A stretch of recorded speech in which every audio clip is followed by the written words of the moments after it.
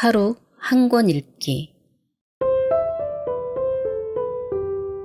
김시습 금오신화 중 만복사 접하기. 만일 할 수 있는 게 글을 쓰는 일이라면 당신은 무엇을 쓰겠는가? 그 인물이 김시습이라면 그는 무엇을 썼을까? 산천을 유랑하며 김시습은 무엇을 보았길래 만복사 접하기 같은 작품들이 나왔을까? 김시습에 대해 알아보자. 김시습은 계유정난을 계기로 책을 불사르고 방랑의 길을 나선다. 그때 나이가 21세였으니 그때까지 그가 본 세상은 아직은 좁은 세상이었다. 어릴 때는 국가가 주목하는 천재로, 커서는 성균관 유생으로 자랐으니 그가 아는 세상이란 책과 그의 주변에 머물러 있었던 듯하다. 그런 그가 계유정난을 계기로 전국 산천을 떠돌아다닌다. 이때 그는 승려의 모습으로 떠돌았다고 하는 그의 회고도 있다. 민중들의 삶 속으로 그때 비로소 들어가게 된 것이다. 그의 작품 속에는 애민의 정신이 가득 차 있다. 인민을 사랑해야 하는 이유, 일부를 읽어보겠다. 인민이 자기 생산물에서 10분의 1을 바치는 이유는 군주가 총명함을 발휘하여 자신을 잘 다스려주리라 믿기 때문이다. 그러므로 군주는 음식상을 받으면 인민이 자기처럼 잘 먹고 있는지, 옷을 입으면 인민도 자기처럼 잘 입고 있는지를 생각한다. 궁궐 안에 있을 때에는 만백성이 편안히 지내고 있는지, 수레를 타고 나가서는 만백성이 평화롭고 경사로운지를 생각한다. 그러므로 네가 입는 옷과 네가 먹는 음식은 인민의 고열이다 라는 말이 있다. 그리하여 군주는 평소에 무언가를 받을 때마다 미안하고 가엾은 마음이 드는 법이다. 김시습의 의식에는 진혼에 대한 남다른 감수가 있었다.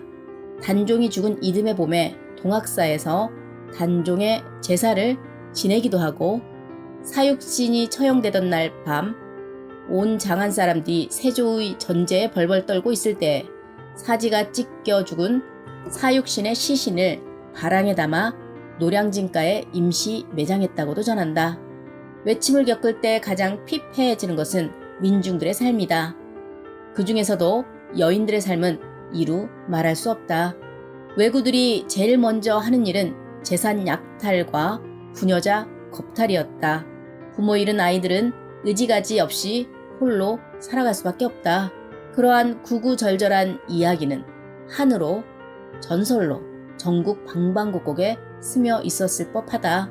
전국 산천을 떠돌며 감수성이 예민한 김시습은 그러한 민중들의 이야기를 직접 듣고 삶을 보고 가슴으로 담았을 것이다. 그의 아름다운 작품 만복사 접하기로 들어가 보자. 남원에 사는 양생은 일찍이 부모를 여의고 아직 결혼도 못하여 홀로 만복사 동쪽방에 살고 있던 청년이다. 어느 날 법당에 들어가 부처님에게 접호놀이를 해서 이기면 어여쁜 배필을 얻게 해달라고 빈다. 접호놀이에 이긴 덕인지 법당엔 어여쁜 미인이 들어오고 둘은 남녀의 연을 맺게 된다. 만복사에 나타난 이 예쁜 여인은 15쯤 되는 소녀로 외구 침입 때 목숨을 잃은 귀신이었다. 이 소녀는 양생에게만 보일 뿐 다른 이에게는 보이지 않는다.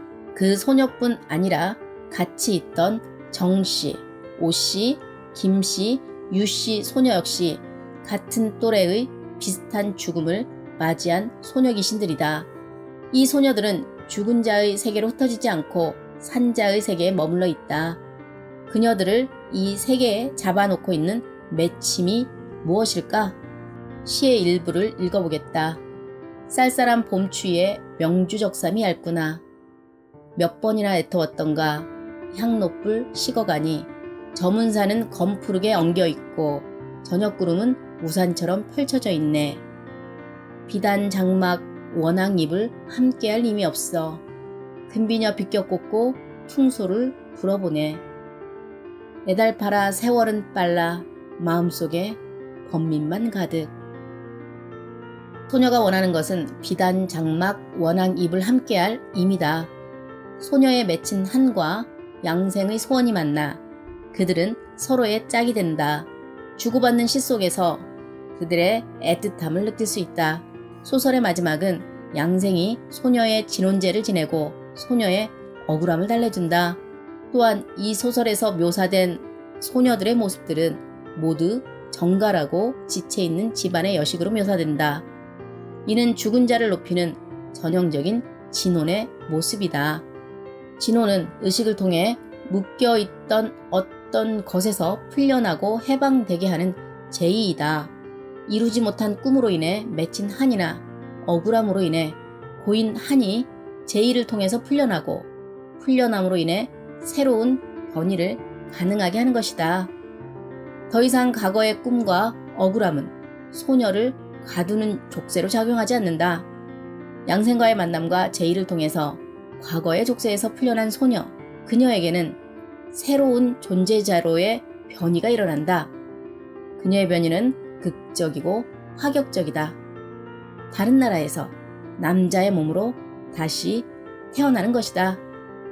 치욕을 겪었던 땅을 벗어나 치욕을 겪었던 여자의 몸이 아닌 남자의 몸으로 다시 태어나는 것이다.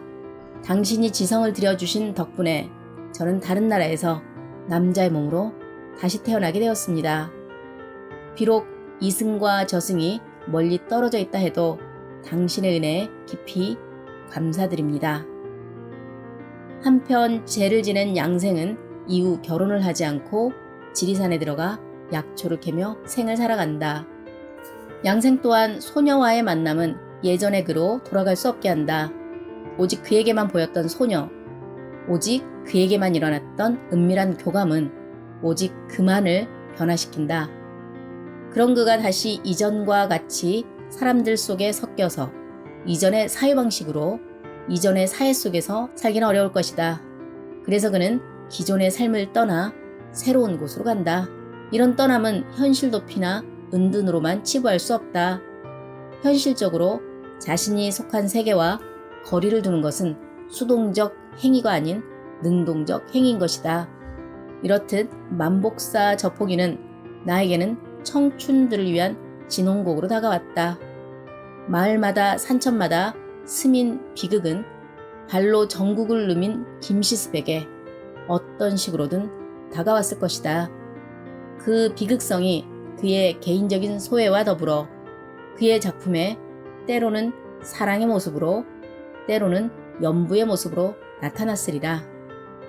특히 만복사 저포기는 일찍 부모를 잃은 양생과 전쟁 중에 쓰러져간 소녀를 주인공으로 삼아 외부적인 요인으로 최악으로 내몰렸던 그 시대의 청춘들을 위한 김시습의 진홍곡은 아니었을까?